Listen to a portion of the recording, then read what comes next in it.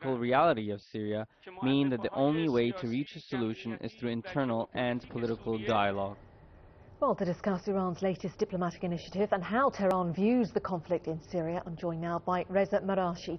He's the research director of the National Iranian-American Council and, of course, a close observer of Iranian politics.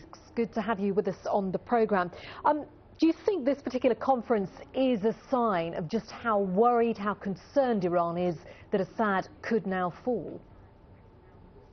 That's certainly part of it. It's safe to say that the Iranian regime has doubled down on the infrastructure that makes up the Assad regime in Syria, not necessarily Assad himself, but more specifically, I think what you're seeing is a tried and true Iranian government strategy of taking what the West does and shoving it right back in their face. When the Friends of Syria meeting was held, the Iranians did not receive an invitation, and as a result of that, they decided to hold their own conference.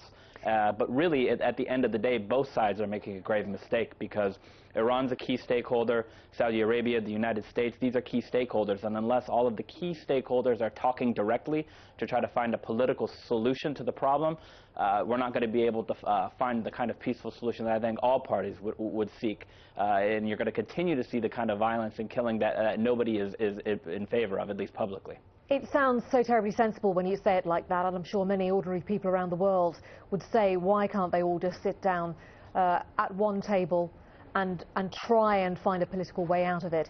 But it's not that easy, is it? I mean, you're not going to see the US, Saudi Arabia and Iran all sit at the same table to discuss Syria. No, at least not through November, the November presidential elections here in the United States. Reportedly, the Iranian President Mahmoud Ahmadinejad had received an invitation from the Saudi king to discuss regional issues, more specifically Syria, in Riyadh. So that might happen sometime in the not-so-distant future. But the United States and Iran, the likelihood of them sitting at the same table and discussing these regional issues, at least openly, is very low. The United States does not want to look as if it's giving Iran more leverage, either real or perceived, by discussing issues outside of Iran's nuclear program. And the Iranian government isn't going to be forthcoming on the Syria issue with the United States and Saudi Arabia unless it sees itself as getting something in return, because it does have a stake, real or perceived, in the Assad government. So we've reached a bit of a stalemate, and barring some unforeseen circumstance in Syria, which likely won't include mass killing, because we're already seeing that now, unfortunately, I think we're in a bit of a stalemate where the situation will get worse before it gets better.